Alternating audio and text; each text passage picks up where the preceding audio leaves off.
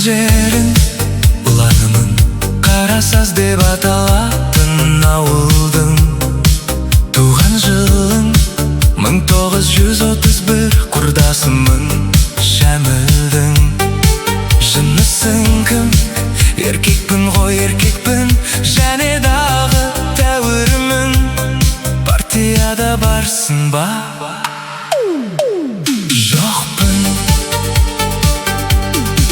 Бірақ коммунистік көзқараспен қараймын.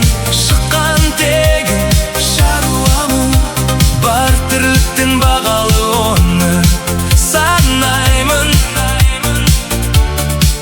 Біліміңше орташа ғой, алайда өзім жоғарыға балаймын.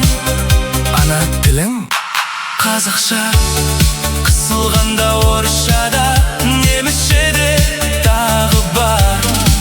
Қайда істедің мынау еңбек кітапшамнан танып ал.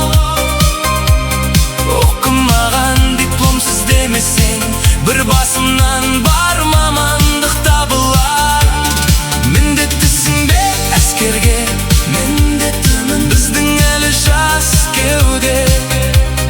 Жауынгердің ұлымын ғой, жаным қиған Мәскеуге. Сөгіс салып көрдің бе? Ол жағынан періште едім дей алмаймын. Мен мүлде ойлы қырлы бір өмірде болады ғой. Мүлт кету ол өзі бір еншісі ғой. Естің әрі ердің де. Шетелдерде болдың ба? Болғамын жоқ, олар маған тұрғанда жоқ. Қол бұлғап қалсам болды, өлсем болды жайымен.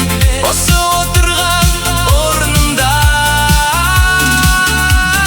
Мекен жайым жер менің. Жерде жүрген ақын деген пендемін. Қалам, қағаз, уақыт бер тек аздаған.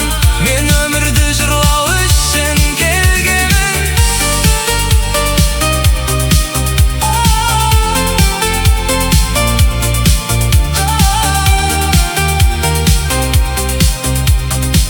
Жерде жүрген ақын деген пендемін. Қалам, қағаз, уақыт бер тек аздаған. Мен өмірді жырлау үшін келгемін.